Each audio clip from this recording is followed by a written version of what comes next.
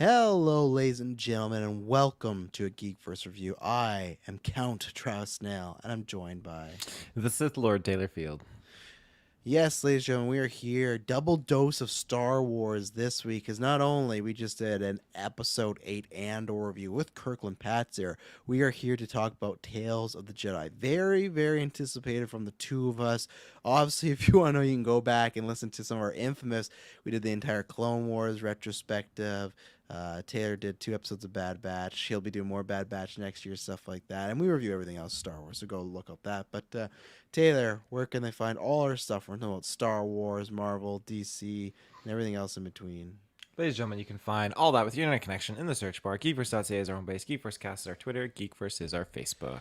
Everything you need to know about us is down below. The audio, the video feeds, how to join the Discord that has us and other listeners in there, our podcast network that has 8 shows, rate, review, all that good stuff. We really appreciate it. Head over to Patreon. The more you support us, the more content you can get. You get ad-free, you get exclusive episodes, you get early episodes, you get to call in, you get to vote on podcast polls and stuff like that. So a big thank you to everyone there. Head over to Manscaped and use that podcast code GVPOD. Get 20% off and free worldwide shipping. Same thing as Patreon. The more you support our sponsors, you're supporting us, and we can create multiple reviews, multiple spin-off shows, stuff like that. You've seen that from, I'd easily say, from August to now has been the most content we've pumped out. That's because of each and every one of you, and we're hoping each and every one of you are going to help us out one more time. Even if you can't donate, we would really much like you to, because it goes toward a good cause. But November 5th is our Extra Life 24-hour charity stream. We're trying to raise $3,500 for the BC Children's Hospital. That helps parents and kids that need surgeries, that need treatments, that need help with anything, whether it's a birth defect, whether it's cancer. It hits the gamut for families that need help. We get them that help, and among other people. So if you can donate anything, that'd be great. Many years, as we've said, if we've been close, we've been $5, that helps us. Any amount helps. Even if it's a couple bucks, it's going towards a good cause. No one's going to complain, oh, just a few. No. We're going to be happy. We're thankful for anybody. And if you can't understand, it's a busy time. People are working. Inflation's crazy. Please at least just share it. If you like what we do at all, if you just even listen to us for free and you do nothing to support us on the Patreon stuff, that's completely fine as well. It's just a fact of, hey, just give us a retweet, give us a share, because you never know who might be watching and might be able to donate, because we've had that happen before. So we really appreciate that. So a big thank you to everybody in the future. Taylor Field. So let's talk about this Tales of the Jedi. So we got 6 episodes here. They released them all binge style, all about 14 to 17 minutes, somewhere in that gamut. We got 3 with Ahsoka. We got 3 with Count Dooku. What are your thoughts? This was something that was, like you said, it's anticipated. I was really looking forward to it.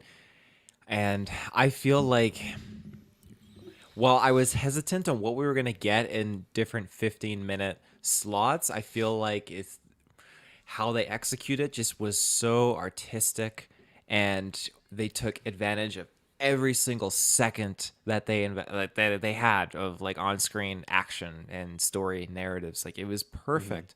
So this is just, I highly praise the content that we got to see.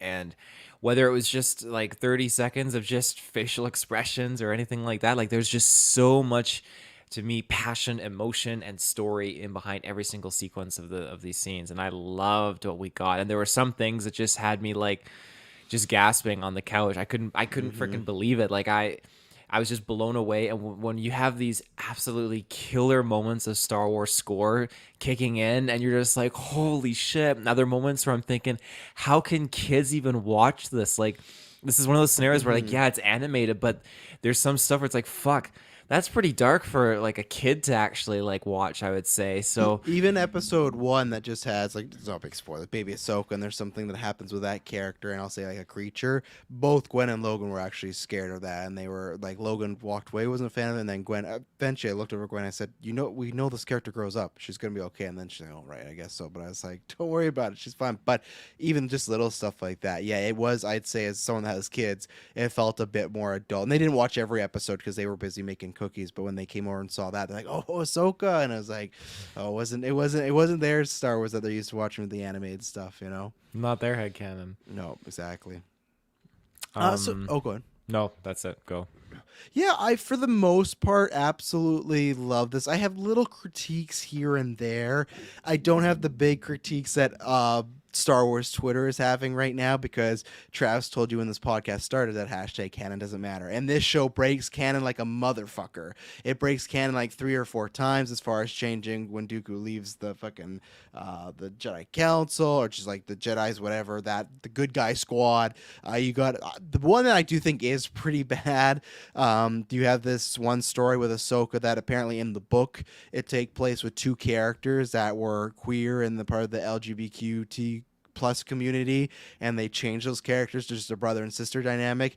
Not great. There's some stuff that's really odd, and we're talking about this with Katie, where it's just like, especially when it comes to Ahsoka with Filoni, it's like he had a hand in that book. Like why? And even then, like why is that something that's changed? And we'll get to it when we get to that story. But it's like, why are these characters changed that way? Why aren't they gay characters anymore? It's very strange and it's very odd. But again, people are freaking out about that. They've broke canon many times. And you know, Taylor, I'm just very happy because 2015 I said this, and every year I just get proven more and more right. Katie, she was trying to dispute me a few months ago. I was like, oh, there's this example, and this show just took a fucking beating. So that doesn't bug me as much. Yes, I think there could be some like finessing of same thing. There's just like this doesn't have to happen this way, even with Dooku. But I digress. I'll get my kind of cons out of the way. Episode 5 with Ahsoka, not needed at all. I could kick that one. I'll never watch that ever again. So that's why this whole like little thing when we get to the end, I can't give it a full 10 out of 10 because it was just 15 minutes of repetitiveness. And I know Taylor's maybe going to be creaming his jeans. So like, oh, look, it's set to this thing. But I don't think we needed a full on. And I think that is a thing where I think honestly all we needed was one Ahsoka episode, and that was the last one. I don't think we needed the first one, and I don't think we need the second one that we're talking about with this training sequence. I think that it's kind of like what, and I feel like that's the sentiment too. Everyone's like, yeah, we like Ahsoka, but these weren't needed. And now, especially that they broke a lot of canon, people are like, these really weren't needed. So, honestly, I would have liked it in the future if we had like a season 2. Even then, we got Count Dooku with this 3-story arc, which we're going to talk about, which I thought was phenomenal.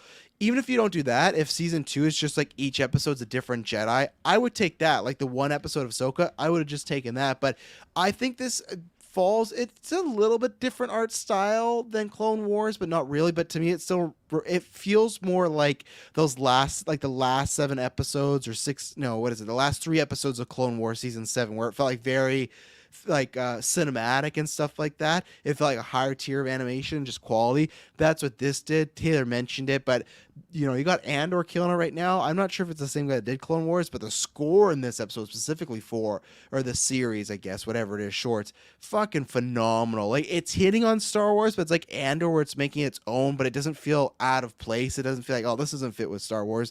So that was great. Specifically the Count Dooku stuff, man, you guys have known this since this podcast started. All I've wanted is fucking Count Dooku and young Qui-Gon. That's one of my complaints is one of the episodes when we get to it, we got like a snippet of it and we could have got more. But the Dooku stuff we do get, man, I want they need to green light. If we can get fucking Cassian Andor, we can get a Count Dooku series, you know? And I'm not saying this just because it's current, but to me, some of these episodes, I was like, Count Dooku and his story could be like the House of Dragon of Star Wars, just like the different sides, the gray area, the turning on one another, just like the insights that we got, which we always know Count Dooku was there. That was 10 out of 10 flawless stuff. It was great. So overall, I really, really enjoyed it. Some little critiques here and there. Like I said, I do want to see more, but I hope I don't. Ahsoka's about to get her live action. I'm done with Ahsoka in animation, I think, for a bit. I don't need her there anymore. She's leveled up. There's books and stuff like that. There is fucking 7 seasons of her in a show, and then Rebels, and then this. It's like, I think that was the weakest part, even though they were fine episodes. Even episode 1, which I don't think is bad, and not like the second episode she's in. I just thought it was just kind of there, and it's like, okay, cool, that's the reveal. But yeah, those are my like high level thoughts, I guess. So. Of all the episodes, if I had to remove one, I would probably honestly just remove the very first one. Yeah. All the rest I would keep for sure because I would see if I could only do one, it would be episode 5 or second one, but I would take them both. Even episode 2 though, or like the Ahsoka episode 2, because I hate the way they did it, which is very annoying because they binge them all. It was like the first Ahsoka episode was 1, and there was the Count Dooku ones, and then 4, 5, and 6. I'm gonna start referring to them as that. I'm gonna say you got the Ahsoka episodes and the Count Dooku episodes. Even though you liked episode 2, would you not trade? You probably wouldn't because there's fucking just the clones and everything. But like, wouldn't you trade that for a different Jedi story, like a Plo well, Koon one or Yaddle or something? it's in an actual chronological order, right? Because when Ahsoka's born, and then we get like at this point in the galaxy with Dooku and Qui-Gon, Yeah, but it then like jumps like 20 years and so like you don't. It doesn't matter if it's like. I mean, like for us speaking wise, I'm gonna refer to it as the Ahsoka episode 2 and stuff like that. Like, is it just the clones that would make you keep it? Because I feel like not at all. The ever since again, like I got to see the trailer and just how like Anakin, without realizing it, taught her the strength and taught her the way to survive Order 66. Just blew it out of the water for me. I love that. but you don't And getting need 15 minutes of that. It's just the for last, me that it it's was just so over and good over. though. It was so good. I love the training where she actually just dishes it out, and you get to see young Kanan there, and you get to see all that. And what? Well, let's just jump into spoilers then, because let's take our Yeah, I first, know we're getting yeah, in there. let's take our first ad break, and then we're gonna jump into spoilers. So if you haven't seen it, which I'm sure you have, but still, it's actually an hour, like almost an hour and a half or something like that. So come back, we'll be here. We're gonna get into spoilers right after this. We'll be right back. And we're back. Okay, so yeah, yeah, there's cool Easter eggs, but we've seen young Kanan before. No, Like, it's true. It's true, and that's again just the world building component around it. What sells it for me is again she comes in like a badass in front of the Jedi Council. She just aces her training against these new droids they're showing off for training younglings and all that jazz. And it's true. It's not the same thing. Like me in comparison, me playing paintball is Ahsoka training against these droids. But when you're in real war and you're actually face to face with a thinking individual that can take you out, and you get to this point where Ahsoka is up against the clones now, I love that. And I love how Anakin drags her out into the hallway and is like, this is ridiculous. Like, you need real training. And it just how he corrects her what she's like trying to throw at him, in the sense that like the clones, like Rex's squad, the boys, they're better than droids, and so like we don't have to worry. But it's like, no, that's exactly why you have to worry, because there will be someone always better, someone always more powerful, and the best way. That's what really sells it for me too, is just that master and apprentice component, where her being able to take care of herself is something that makes him feel at peace and brings comfort to him and makes him successful as a master. And out of everything that we've seen with Ahsoka, knowing she survives Order 66, she's seeing Luke Skywalker, she's training Grogu, all that kind of stuff.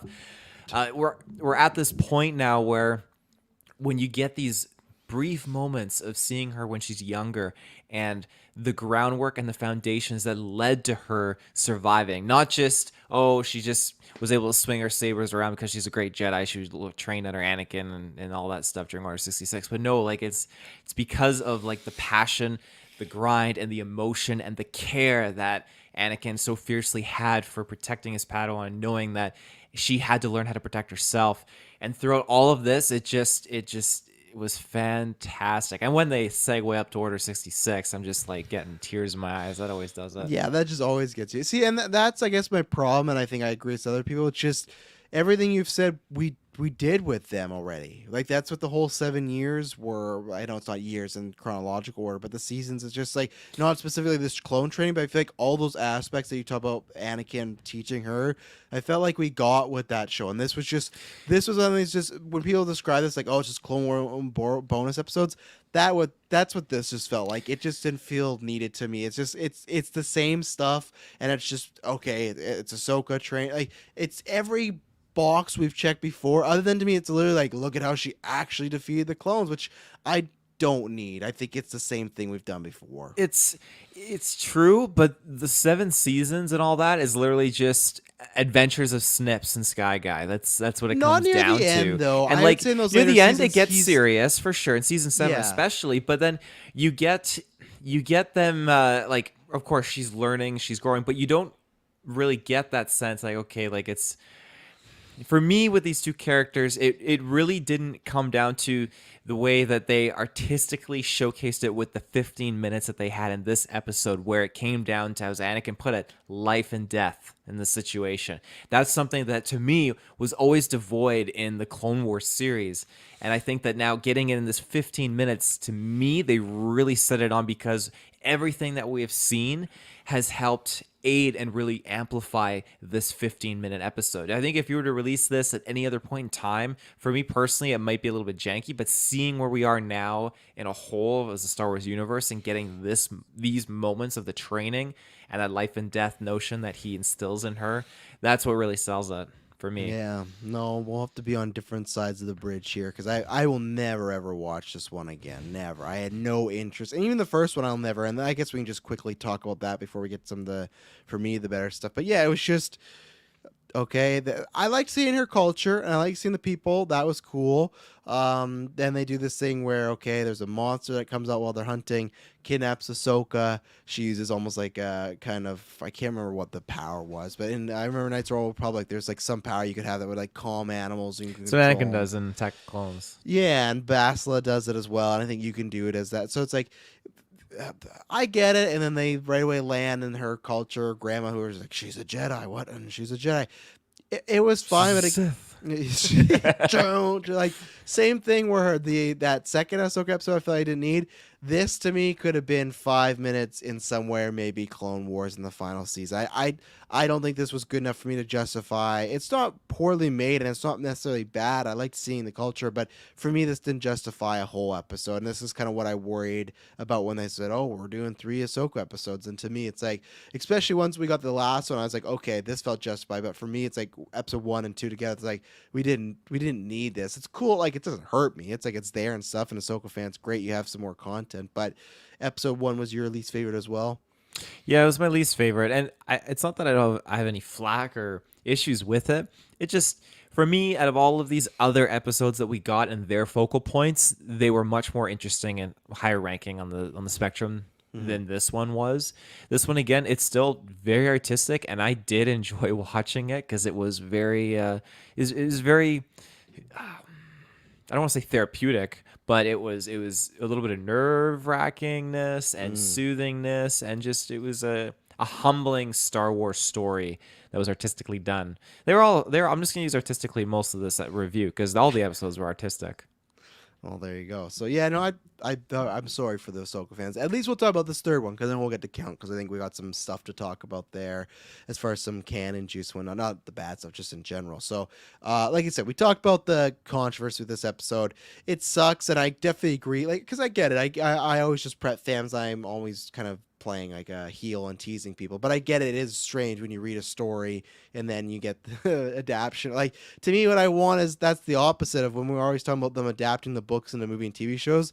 I want them to adapt them. Now, I know people say, hey, like, we talk about this all the time, right? With adaptation, you have to change things, but it's different in Star Wars when everything's canon. You know, it's not like Civil War and Marvel, when they're adapting that, they're not doing the full on that story because it's not the same continuity. But that Ahsoka book was supposed to be, that's canon, right? But alas, I really liked 2 things. One, I get they have Bale, who was not voiced by Jimmy Smith, so I was pretty disappointed with that.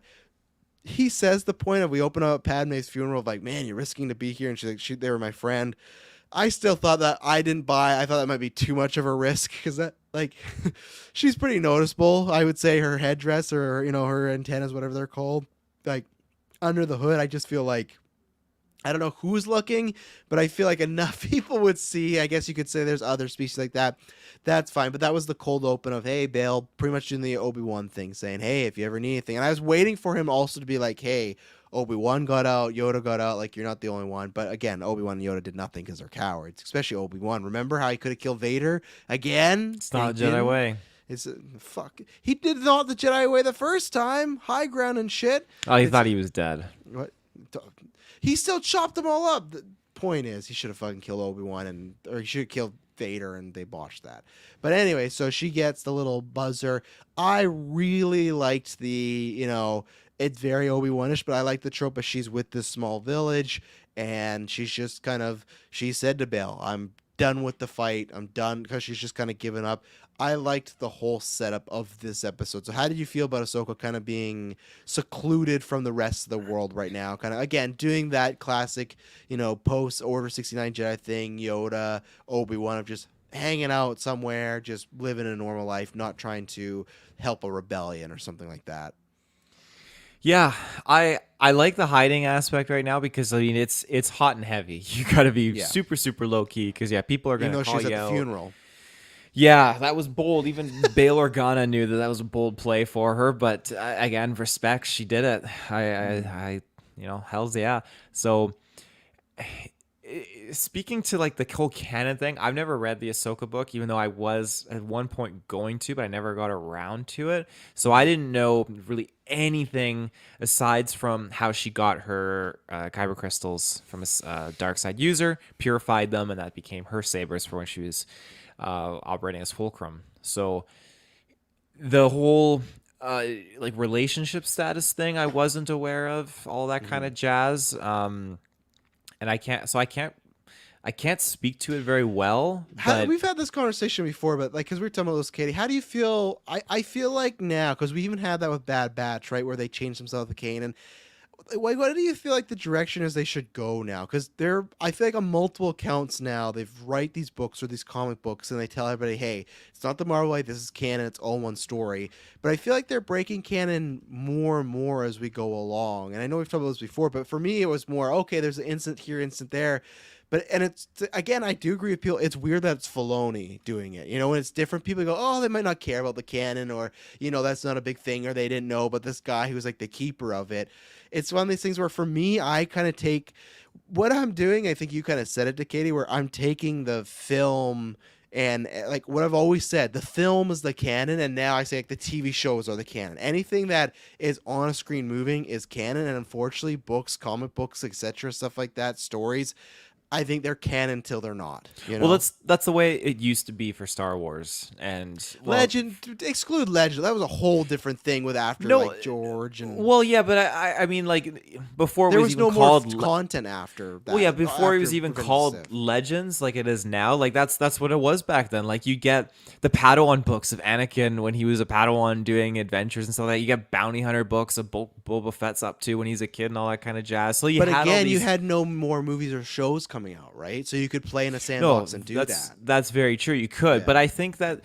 very well could be what they're doing here. Just kind of like building. Well, they're still following a general rule of thumb narrative, cohesively moving forward in the flow of the timeline. I do think that they're still. Not with the picking Dooku stuff though. things. Like we're gonna talk about that, but that's completely like I love Master and Apprentice, but like that completely goes against like the time when he leaves. And again, I'm not that didn't ruin my enjoyment. And I actually think when we get to it, the choices they made with Dooku, I'm like, you know what, I do prefer this. But like I guess we'll wait till we get there. But that's where it's like they are changing literal. They're not massive events, but it's just like if like you and I met in 2015, that's like someone rewriting the GeekVerse history and being like, actually, they met in 2017, and they'd be like, well, how'd that happen? Because GeekVerse started in 2015. Is that what actually like is happening though? Because I don't remember Master Apprentice very much, so you'd have to like fill me in on that. I asked Katie, and that's what happened. I think that originally he left. So I guess we'll circle back to the Ahsoka episode. Let's talk about this episode 4-1 where Dooku leaves around the time, and I love all the choices. He leaves right after Qui-Gon's dead, pretty much, right? Mm-hmm. I think I can go back in our chat, but I think what actually happens is she goes back,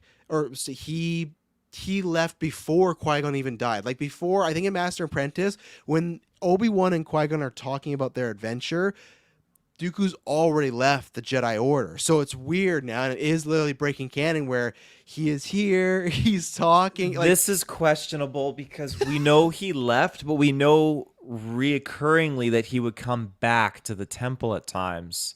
And we know that, okay, he left he wasn't before. a part of he wasn't a part of the order, but we know he left the order, and then we know, again, we just read that Padawan, Obi-Wan Kenobi Padawan book where he would come back, he left the order, but he would come back to the temple and he would talk to Qui-Gon and stuff like that. So but now there is still a difference between, like, I think this, is because Yaddle says and stuff like that. This is insinuating he was, even then he was talking to the council in that moment with, like with Qui-Gon fighting the Sith Lord and everything. Like I fully think in this episode they are inferring he's still part of the Jedi Order, and he leaves it at this point where and that's where it does break canon in a sense, because I I think just because if I hadn't seen multiple people complaining about this, I'd go, oh, I don't know if it's one or two, because I've seen so many Twitter threads today of like, what the fuck's going on? That's sort of like, okay, I think this people have checked this out, and it looks like they've broken canon again with when Dooku leaves, and it doesn't really bug me, but could, you make a good point. I could see that being the case with how they kind of insinuated this episode, but I didn't necessarily take it that way. I took it as, okay, like the first 2 episodes he was on Jedi missions, and then this case, no, he was just in the temple doing his own thing. And the way he spoke to Qui-Gon too, like oh my, because he was in the temple on a mission, right? He was doing this thing for Palpatine, and so now he just gets the news like, oh my god, what's going on, like a Sith Lord. And so he goes out to go see, like, oh, Qui-Gon, like, are you okay? And then he talks to Qui-Gon about it and everything like that, and warns him like, hey, I tried warning the council back in the day about the rising darkness and they didn't believe me, so just save your energy and just be warned of what you tried to do. So for me, I didn't get the sense that he was a part of the Jedi, but like, you leave the Jedi Order, you can take your lightsaber, you take all that, you just part ways and you go off and live a new life. But I definitely would adhere more to the path that he wasn't still with the Order at this time. He was just coming back, and it just goes in line with, hey, I'm reiterating what I already said, but he's coming back. He's going to speak with Qui-Gon, and that could have been a conversation with Qui-Gon that one of the ones that Obi-Wan is just hiding around the corner with, talking about, oh yeah, they're talking. Yeah, so. and that's where it makes to me more sense that way, and I could headcanon it, because when he's like, I haven't met your apprentice yet, that feels very odd. If he's part of the Jedi Order and he hasn't met Qui-Gon's apprentice yet, if he's still there. So Family Clip says Dooku left because of his family. Even the most recent Padawan book. Padawan, was that's one we read. That's one we Dooku read, yeah. was going into the temple. Yeah, we talked Yeah. about that. But Yaddle did not talk to him like he was a part of the Lost. I don't know what the Lost means. The Lost, it's like a Jedi that leaves, right? But then again, like, I Okay. wouldn't expect Yaddle to, because now we learn that Yaddle even stepped down from being a council member. Was still with the Jedi Order, but still renounced that seat on the council. That's what she says in this episode. So Did she say that? she said, yeah, she said too, like, she stepped down and relinquished her seat from the council because she too did feel that there was a certain chaos that was kind of unfolding there. So again, you have that sympathizing aspect there, Clay, I would say, which is again why, especially if your guy is literally turning into a new Sith Lord, you don't want to, hey, you're lost, you don't want to tempt him or turn him even more. She was trying her best. She was like saying all this stuff. Like, so, well, it's difficult because I want to go back to the beginning, but it's tough here because we're talking about. But that's where, for me, the Palpatine, the Yaddle stuff, and Dooku, and all this was going on. I was like, man, and yeah, Jocasta knew, of course. I was like, this to me felt like House of Dragon, of just like the little things going on, of like little twists and turns, and I guess we're starting at the end and work our way to the beginning, but I loved this episode. Now, I think there's stuff where, again, I could have taken a whole season of this, and this is where I wish they would do a young one of like Yaddle having some suspicions, because that's the only thing in these 16 to 70-minute episodes, it feels a little rushed, right? We go from Yaddle and Dooku talking to like they establish a relationship really quick, and apparently they talk lots of times and stuff, but episode 4 was great where, okay, it's so cool. It starts with him deleting the Camino records. That's like, okay, very cool. That's like from some fun fan service. And he's walking out and he bumps into Yaddle and Qui-Gon, who they talked about. Hey, well, first, yeah, of course, he bumped into Jocasta, who, I feel they nailed the episode and the characters so well, because there's this great moment where she's like, oh, yeah, Qui-Gon talking about fighting a Sith Lord. He has quite the imagination, just like you do. And one, just kind of laughing like he would have fought a Sith Lord. Like, that couldn't happen. But two, I love the line when Dooku's like, yes, imagination is something that's lost around these parts. And that's where I love, because they firmly established, because the reason I loved Qui-Gon, and I always liked Dooku, but the line that always made me really love and want to know more about this is that line in Attack of the Clones when Obi-Wan's shrung up, and Dooku's like, your master thought like kind of like what I did, and I wish he was still here. And Obi-Wan says he'd never be with you, and Dooku's kind of like, yeah, are you sure? And now in my headcanon, I don't think so. I think Qui-Gon would have. Qui-Gon to me was Qui-Gon and Dooku have very similar ideologies, but Qui-Gon's was he's going to try his best to change it from the inside, where Dooku thought was best to change it from the outside. You know, he thought, well, tear it down, where Qui-Gon was kind of, you know, defy the council, but still stay in it, because if they don't have, if all of us just leave the council or the order, they're not going to have any of these thinkers left. Unfortunately, Qui-Gon dies because he decided to fucking run without Obi-Wan, and that's a whole story. But I love the mindset here of multiple times in these episodes showing how he's not agreeing with the council, and they're doing stuff in these episodes, like in the episode, the second episode with Dooku, where Mace and him are sent on a mission.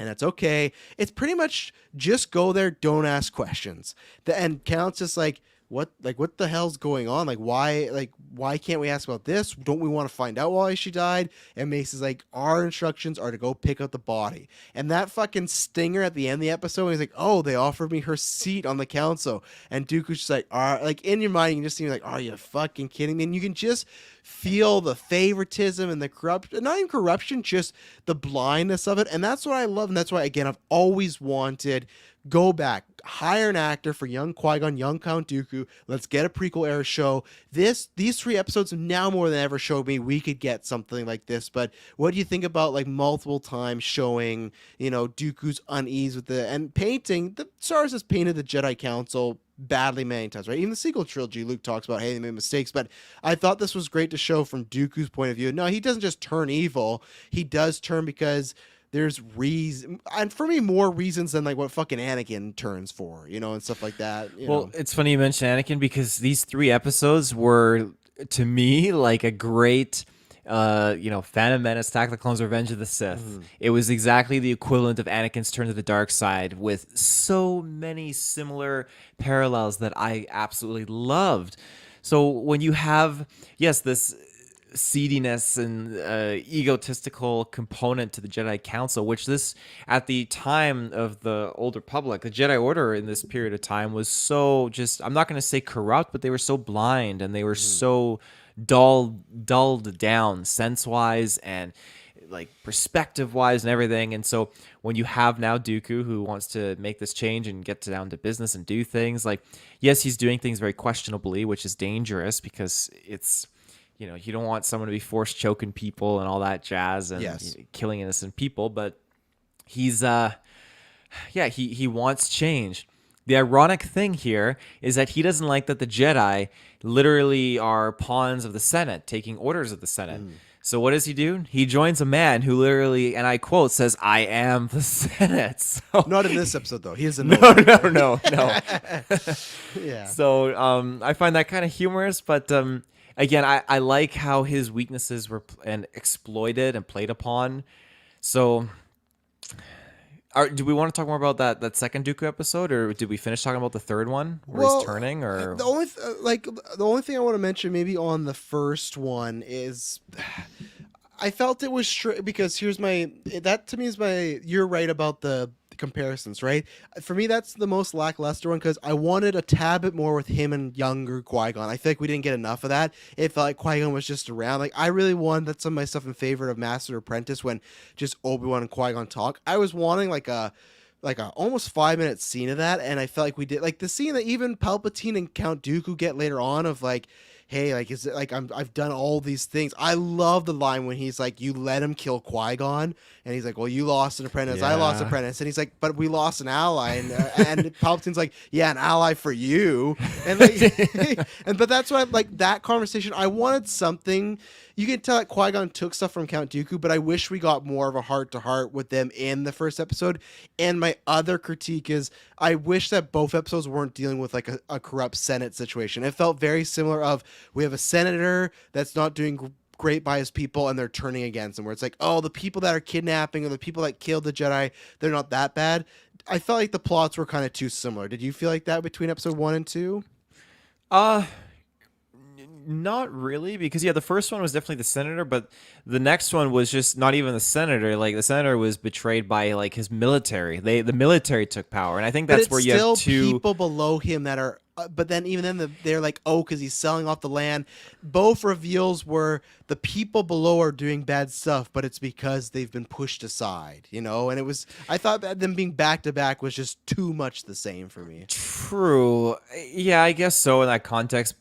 I'm not sure what else you would really do to kind of like with that 15-minute mark just to kind of like set like showcase this turning point for Dooku, because I guess like in this That's why case I wish it was just a was Qui-Gon Dooku episode, pretty much like just them talking about ideologies, well and then you go into the Mace episode and then the Palpatine episode and stuff like that. You know, just put Qui-Gon and count on just like a simple bad guy mission, I think, and have it mostly be about them talking, but it's all right. I guess that's what they were trying to do. They just had like again the Senate turn a blind eye. The whole thing, literally each episode was just this arc about the Senate and the corruption Yes. and how Palpatine was the solution to that essentially. So Yeah. yeah. So yeah, and it was fun having Qui-Gon voiced by his son. He looked good. I can't remember. I saw Kay's poll asking, "Do you think in that time period he was a knight or a Padawan?" Because he didn't have the Padawan braid, but to me he was acting very Padawanish. Like that Qui-Gon in that first episode felt like he had no fucking clue what he was doing. He was very just like scared and just like he had a couple like bright moments. But again, I hope if we get another Tales, I don't think we'll revisit it, but I just want more of that dynamic. I really wish we got. I thought we got more of their dynamic in episode 3 than we did in episode 1 between the two, because they had that conversation about, hey, like I'm not always gonna be here to protect you, and Qui-Gon's like, oh yeah, Obi-Wan's around nowadays to do that. So yeah, good job, Obi-Wan. But I felt like they had a more of an in-depth conversation in 3 than they did in 1. So I wish we got that, but I don't know if it'll ever happen. Yeah, I like whether he's a knight or a Padawan, I don't know, but I loved how this didn't seem like it was the first rodeo, and I think that's what really frightens me, because Dooku got really out of control, and Qui-Gon didn't question it like, "What are you doing, Master?" like or anything like that. It was just Yes. like oh no, like he's caught in this mindset again. Like I need to think quick. What can I do to kind of pull him out? And he acts quick. Gets the He Senator got son in pushed. there. He got force pushed away. He did get force pushed. Yeah, so that's again like he That's wasn't where I wish they even shocked talked by about it. that. He wasn't, but I just even like it's not usual for your master to be force pushing you. You know, it's not While a he's thing that force happens. choking another guy. Yeah, it's like usually unless it's like, hey, there's bolts coming, I push them out of the way. But this was like a hey, back the fuck off sort of deal. And like I said, I think probably our best bet. I feel like they're probably gonna do a book. That's my prediction, yeah. which is fine. But I do want to show at some They'll point. 'cause retcon the book. That's what I was after gonna say. They're put it gonna out. retcon the book. They already retcon Master Apprentice. But let's take our second ad break and then we'll keep talking about all this good jazz. We'll be right back. All right, we're back. Do you want to cycle back into the other Dooku episodes you're talking about? Because is there anything else to add on episode 1? Like I feel like that one was pretty basic. I think that was just like, to me, that was just them doing like, hey, look, it's cool to see young Qui-Gon and Count Dooku, and it did help showing his mindset. But I don't have anything else on episode 1 for Dooku. I don't know much else to add. Yeah, just again artistic. It was just a beautifully depressing setting, and just how desperate the people were, and just some interesting like turning point moments that were seeded for our boy Count Dooku. So, yeah, I'm down to get into that special stuff. We'll do it. Where do you want to start? So, first thing, this is again everything else is fantastic, but my con was Yaddle. I mean, what are you? You're not talking like Yoda. What's going on? Well, that's been a big point because now, it's. I saw don't know. Twitter saying that Yoda is just some weird old alien that Fucking is idiot. conked Yeah. on the head. I said he's been concussed. Like he took a bad fall at some point. That's the way he is. It's tough because I feel like we're gonna see Grogu grow up, and I think this is them kind of making the choice of they don't want Grogu to also talk like that either. So why does Yoda talk like that? I don't know. I really don't. He has 900 years, so I would give him the benefit of the doubt. Like Yaddle was, I think, I could be wrong, like 500 years younger or something like that. And I guess we got so. the canon question of like what happened to Yaddle, you know, and like this is where I wish it could be like a House of Dragons sort of series, because when the council eventually want to be like, hey, what the fuck happened to Yaddle, you know, like where'd she go? And even if they find her dead body, like what, like they're never finding that body. Yeah, no, I guess you're right. They would take that body. You're right. But even then, like, just the investigation of what happened to Yaddle. Like, someone took out a Jedi. Did she leave? Like, I. I like Yaddle's inclusion in here, but it does feel a little rushed. But I guess the speaking thing didn't bug me as much. But I get why people have the issue with it and stuff like that. So, Yeah. but yeah, voiced by Bryce Dallas Howard, and I liked her use in here. Other than, like I said, I feel like it was a bit rushed because we haven't had much Yaddle content to go from. Hey, she's kind of friends with Dooku to Dooku fucking kills her and stuff. That they tried to do the fake out that she was still alive, but no, she was still like weakened and stuff like that from that door and Well, everything. that So that yeah, she didn't make it out after that, but fuck, I that scene just like blew me away. Cause yeah, the I got fooled because when the door came down so quick and they cut away, I was like, holy fuck. Did they just do that and kill her like that in this kid show? I couldn't believe it. But no, we had an amazing moment where she's lifting the door up. The light shines in. It's like when you get that sun shining on Kylo Ren on with I Last can't remember. Jedi, Yeah, I can't remember Starkiller Base. In not Last Jedi, oh in Force Awakens, Force Awakens, yeah, when Han Solo's talking to him, the light's shining on because Palpatine's like, oh, just like Why? cowering. Why was Palpatine like, ah, He like couldn't handle why? it. He's a normal guy at this point. He's not burned Yeah, up at all. So I was like, no. why is he wincing in pain from the sun? I know. He's like Yeah, an orc. yeah, But yeah, weird it choice. was shining on Dooku, and I like that because it was just like there was just this moment of just Dooku, just kind of like not just kind of like in awe of what he was just seeing, just the power there. And yeah, then she comes out, and then just and one dark moment followed with another dark moment because he just snuffs the life out of her as he slashes at her with one swipe of Yeah. his saber. Fuck. Let me put you in peace and like settle Oh, your mind or whatever he says, and it takes her down. It's like, and that was his. And I liked in that scene that he was combating with Palpatine about like if this is the right way to do it and everything he's given up. And yeah, it almost is like enforced it. Like, yeah, think about all the people that have died, but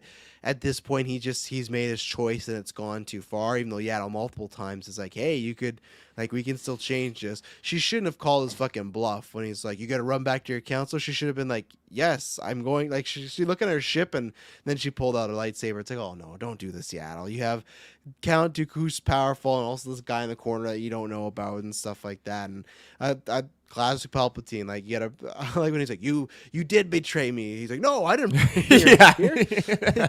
And then but I did like he's like, yeah, to show you're loyal to me, kill her. You gotta kill her. That's the deal right now. So I liked everything about this showdown, the setup, everything. Palpatine's looking great with the hood, and yeah, it was very well done. Fuck. Every time it just him talking. You quoted that scene earlier when it's like, yeah, I lost Apprentice too.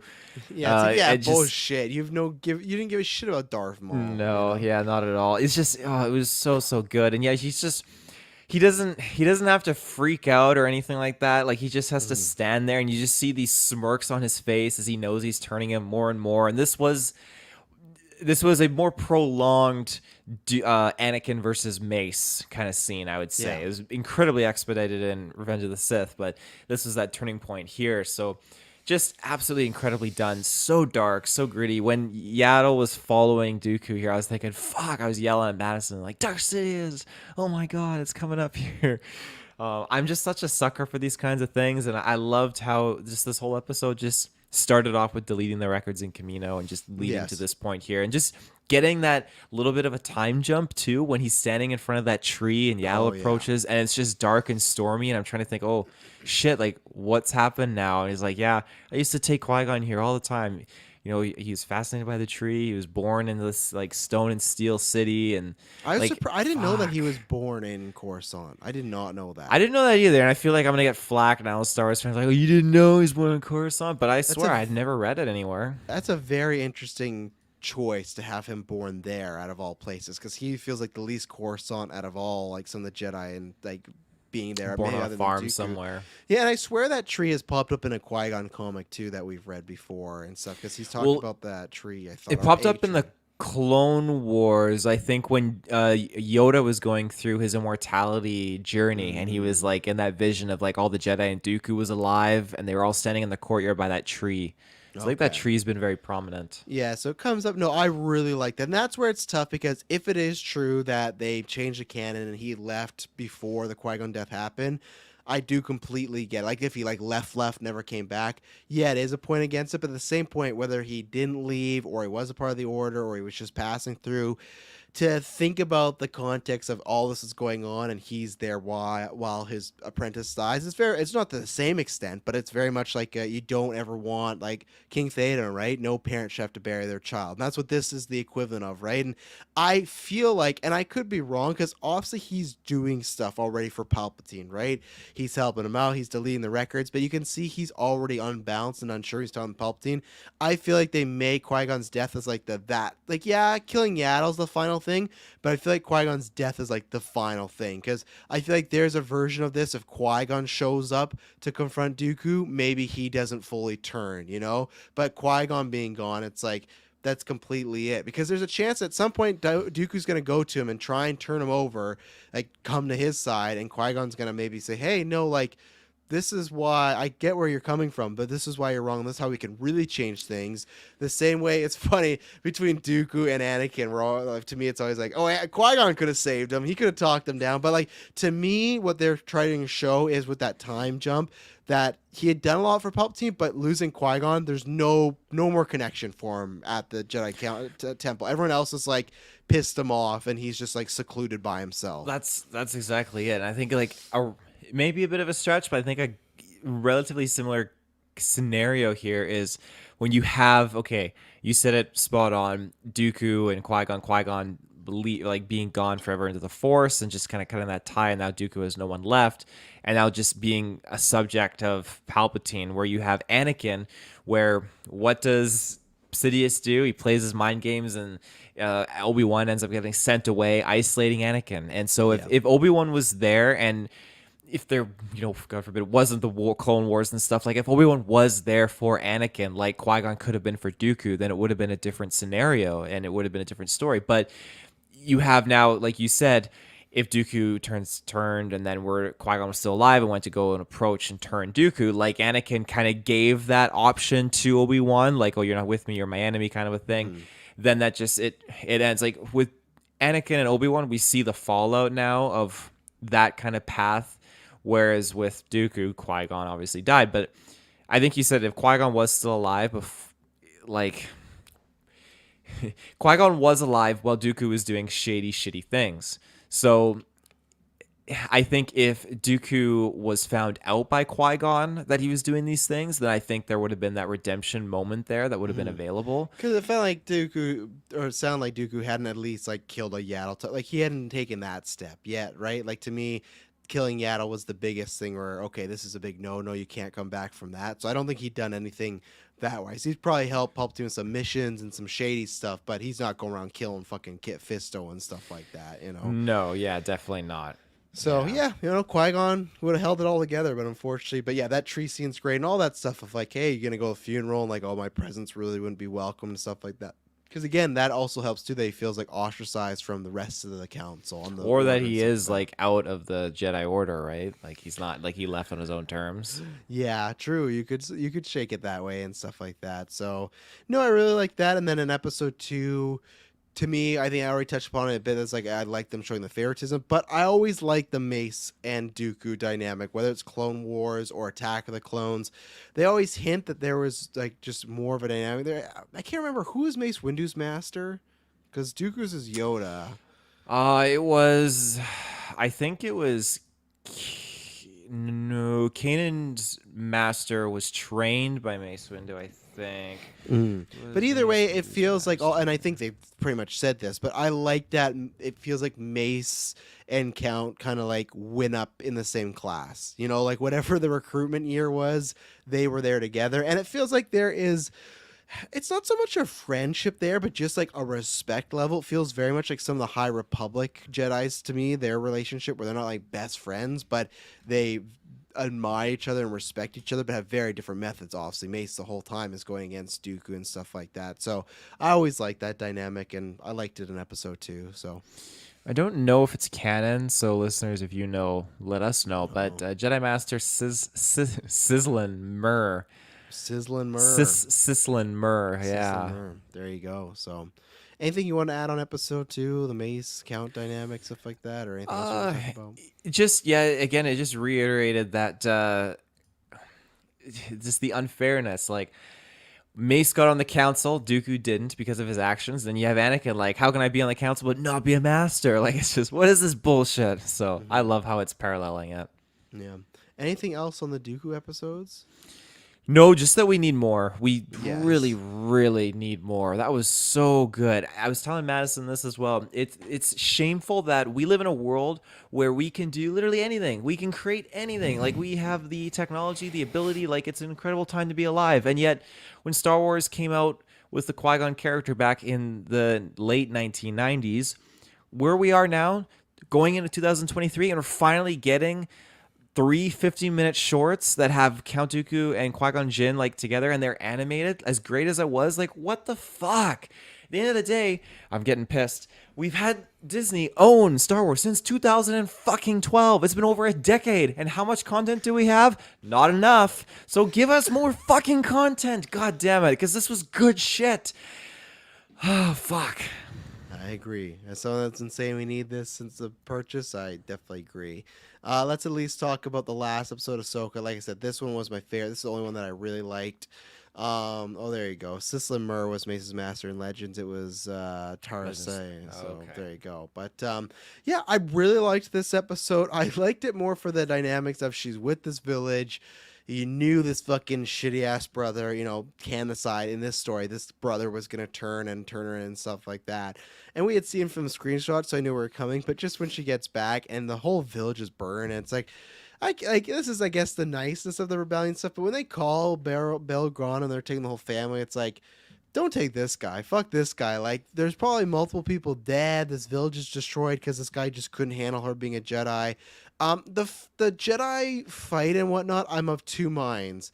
Or the whatever the Sith and it would be Inquisitor, I guess, at this It's an point, right? Inquisitor, yeah. So I'm of two minds where I thought it was great. Very Ghost of Tsushima, like Western style, samurai style, as far as, two gunslingers standing aside. You're getting like winding shots. You got the fire going on. There's this great shot of when he enacts his lightsaber and it hits the ground. He's just walking by it. But what I hated is just like, Ahsoka like moves, elbows him, kills him with a lightsaber, and it's over. I know you don't have a lightsaber, but I think you really could have done at least something cool, like a cool minute, 2 minute fight. So the build up to it and how cinematic was great. It reminded me a lot of, like I said, those last few episodes in season 7 of Clone Wars. But then the actual fight just kind of happened. I was like, oh, okay, and it's fine. Ahsoka's not gonna die, and she's gonna get these lightsabers. But I think it could have been a little more climactic. But as I said before, I liked that kind of reluctant hero, and then it ends with her being like, I'm ready to get back in the fight. But I think Derpy God or Derpy 501 first saying Dave Filoni is a god and I worship thee.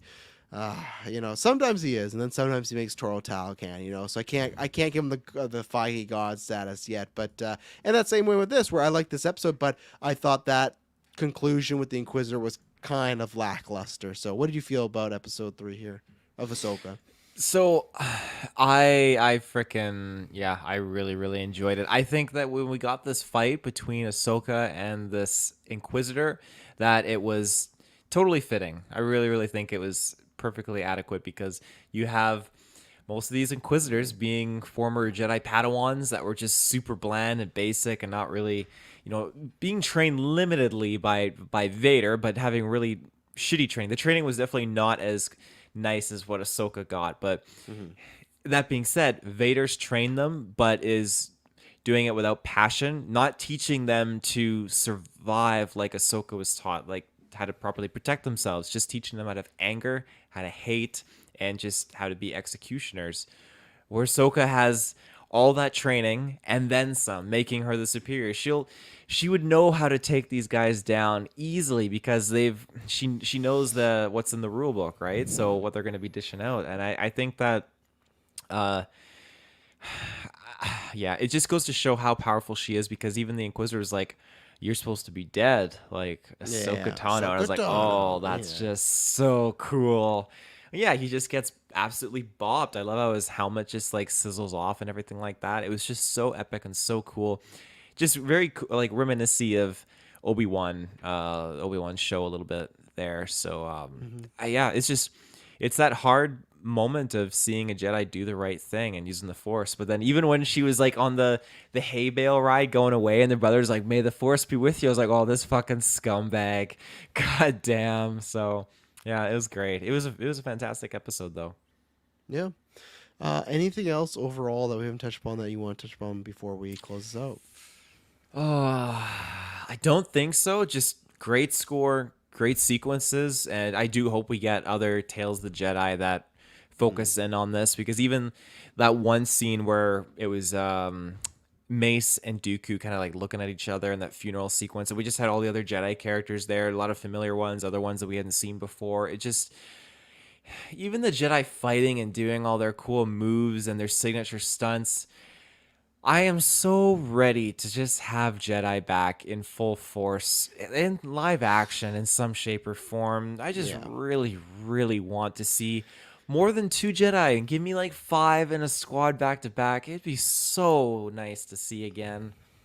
No, I agree, and that's why for me my perfect pitch has been obviously. I guess we got Acolyte, so we hope that could give us that. Obviously, it's more the Sith side. I've always said that I either do High Republic or that's because I've always said that I love the prequel era, the ideas behind it and stuff like that, and that's why I broken record. I've said it 5 times. To say it again. That's why I think a young Dooku and Qui Gon one would work because you could get multiple Jedi's, but you could still have it grounded about these two, and you could have it still leading towards things. You're still going to see characters you could know and love. You could do High Republic where it's like you can mention Yoda, but you don't got to show Yoda all the time and stuff like that. So I hope so. I hope we get to that point soon. But Taylor, what would you give this rate? What would you give the series rating? Because this one's tough because like it feels a lot like Visions, not exactly because that was a bunch of different episodes, but this is you got two separate arcs, stuff like that. But what would you give it out of 10? At the end of the day, like, while I do have issues, I don't have anything that warrants me to like give this a negative point. For me, it honestly hit everything on the head. And I know that there is the breaking of canon to take into account, all that stuff, but I didn't read that Ahsoka book, so I can't speak to that.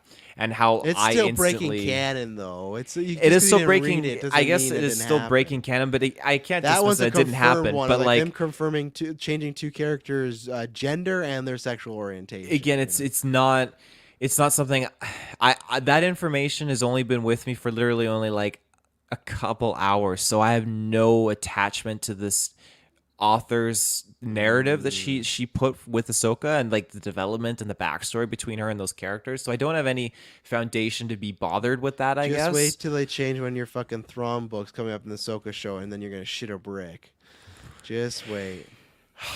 Just wait, it's coming. You If know, you it saying this, could. you're setting yourself for failure. Like, oh, whatever, those books, I haven't read them. And the I next one, it's gonna be know, like, because those oh, aren't. Thrawn was like Vader's lover, and he hated Palpatine, and blah blah blah blah. And It could he happen. used Thrawn Timothy's used to be a on. Jedi. Yeah. Yeah, you never know. It could happen. But until it does happen, I'm going to give this show a full 10 out of 10 because Mm. everything was just working great. The animation was mint.